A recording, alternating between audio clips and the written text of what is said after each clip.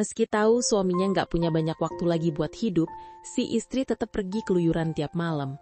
Yang lebih menyakitkan lagi, dia malah ngajuin gugatan cerai. Nggak bisa nolak, si suami ngeiyain, terus pergi dari rumah bareng anjingnya yang setia, namanya Happy. Ia mutusin buat ngabisin sisa uangnya untuk makan terakhir kali di sebuah kedai kecil.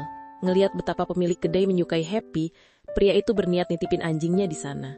Mereka duduk bersama sepanjang sore. Ia nyerahin tali anjing itu, memohon agar Happy dirawat dengan baik.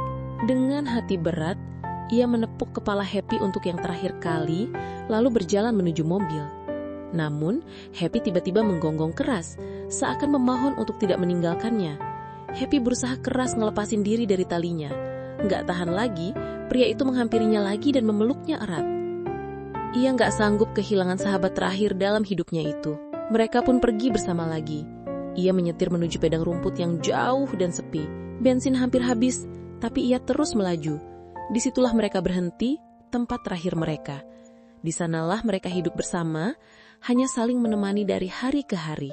Hari-hari mereka dihabiskan dengan berjalan tanpa tujuan.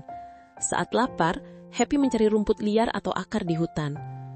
Mereka berjuang bertahan hidup bersama.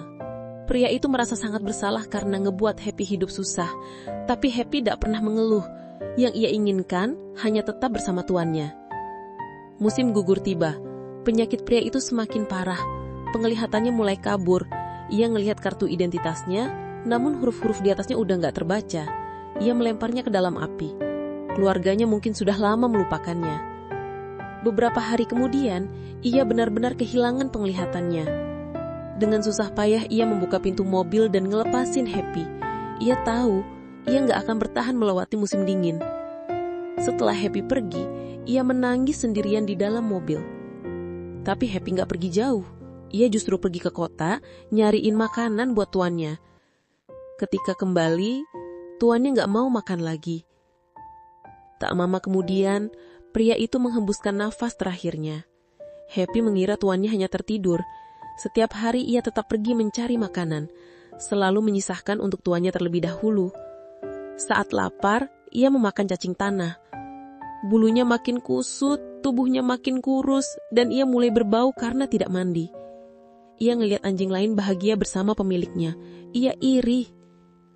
Saat musim panas tiba dan orang-orang piknik di padang rumput, ia seakan melihat bayangan tuannya memanggilnya, meminta daging panggang. Ia pun mencoba mendekat, tapi orang-orang justru menjauhinya. Seorang pria memukulnya dengan kayu sampai kakinya patah. Ia masih dilempari lagi hingga kepalanya terluka. Tertatih-tatih, Happy berjalan pergi. Dalam luka dan rasa sakit, ia mendengar suara yang sangat ia kenal. Seolah-olah tuannya memanggilnya pulang. Happy pun menyeret tubuhnya kembali ke mobil tempat tuannya berbaring. Ia merebahkan diri di samping tuannya dan memejamkan mata dengan damai.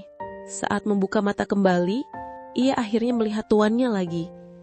Mereka berdiri di ladang bunga matahari, disinari hangatnya cahaya, dan untuk pertama kali setelah sekian lama, Happy merasa tenang.